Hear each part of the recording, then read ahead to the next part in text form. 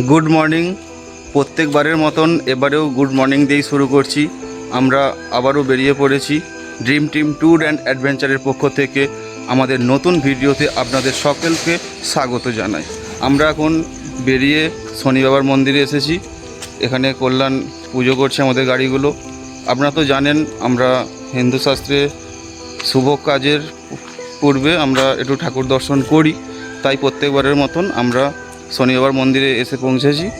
এখানে পুজোর কাজটা শেষ করে আমরা বেরিয়ে যাব। আমাদের অলমোস্ট অনেকটাই দেরি হয়ে গেছে, এখন ঘড়িতে 5টা বাজে। আমাদের বেরোনোর টার্গেট ছিল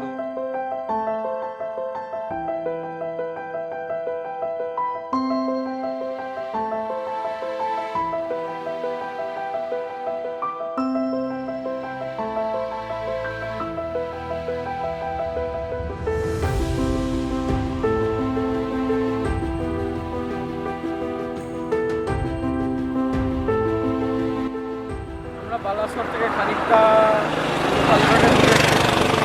তো আমরা একটু গাড়ি ছাড়া দেখে দাঁড়িয়ে পড়েছি। আমরা মোটামুটি 17 কিলোমিটার বাকি আমাদের প্রথম স্পট। তো আমরা রেস্ট নেওয়া হয়ে গেছে, আমরা এবার বেরিয়ে যাবো।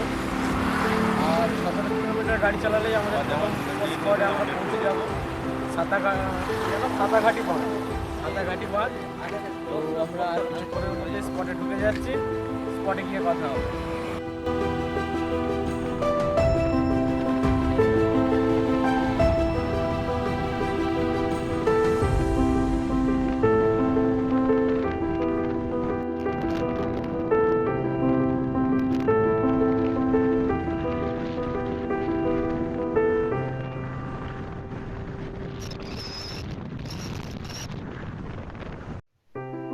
আমরা এখন এসে পৌঁছেছি সাতাঘাটা বাঁধা।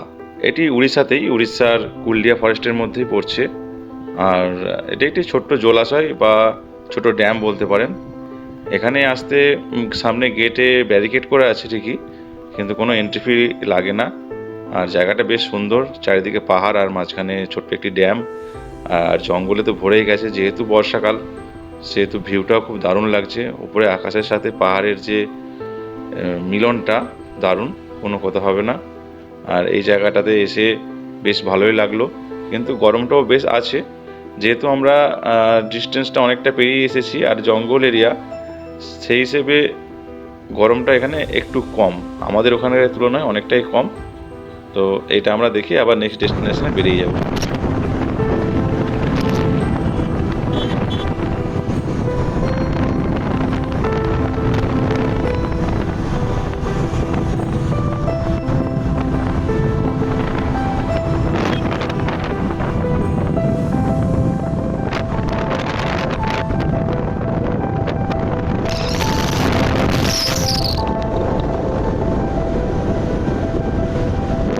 আমরা সাঁতারঘাটি বাঁধা ঘুরে এখন এসে পৌঁছেছি রিসিয়া ড্যামে। আর রিসিয়া ড্যামের এমন টাইমেই পৌঁছেছি যে একদম দুপুরে। আর আমাদের খুব ইচ্ছে করছে এই ড্যামটাতে স্নান করার জন্য। আমাদের বন্ধুরা সবাই নেমে গেছে স্নানে, আর আমরাও প্রস্তুতি নিচ্ছি স্নানে নামার জন্য। এই জায়গাটার সৌন্দর্য দারুণ। আর এর পাশেই সব পিকনিকের জন্য ভালোই জায়গা আছে, অনেকে দেখলাম পিকনিক করছে। আমরা সেই জায়গা থেকে পেরিয়ে এসে এখানে একটা স্নানের জায়গা দেখে এখন স্নান করার প্রস্তুতি নিচ্ছি।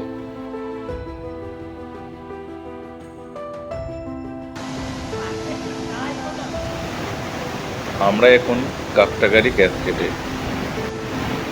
আমরা এবারে পুরোটাই উড়িষ্যা অফবিট করছি। আর এই জায়গাগুলি প্রত্যেকটি কুলডিয়া ফরেস্টের আন্ডারে। আর আমরা রাইসিয়া ড্যাম হয়ে এখন পৌঁছে গেছি কাকটাগাড়ি ক্যাসকেডে। এখানে পর্যটক সচরাচর আসে না, আশেপাশের বাসিন্দারাই এখানে আসে।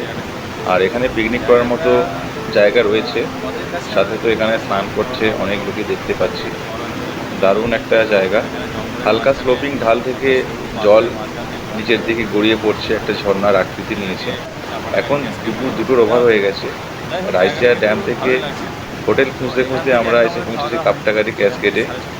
খাবার তো খিদেই তো পেট জ্বালা করছে, কিন্তু একটা হোটেল পেলাম না। তো জঙ্গলে রাইড করি, সেই কারণে কোথায় কি পাবো সেই হিসাবটা আমাদের করে কিছুটা খাবার আমরা ক্যারি করি। তো ঠিক করেছি এটা দেখার পরেই আমরা একটা সুন্দর জায়গা দেখে সেখানে বসে বা হালকা কিছু খাবার খেয়ে নেবো।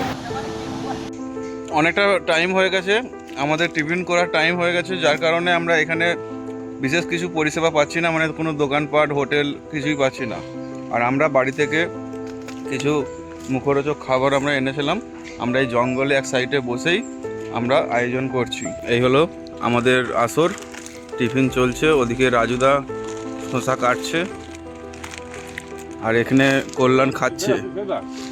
হ্যাঁ, সেদিকে কাটছে, কল্যাণ খাচ্ছে, আর আমি হাত বাড়ালেই পাচ্ছি। আর আশেপাশে যে প্রাকৃতিকটা ঠিক এই রকমটাই। আমরা তো মনে করলে অনেক নামি দামি হোটেল থেকে শুরু করে পয়সা খরচা করলে অনেক কিছু পাওয়া যায়, কিন্তু এই যে নেচার, এই যে পরিবেশ, এর মাঝখানে বসে এইভাবে খাওয়া, যেটা পাওয়া যায় না।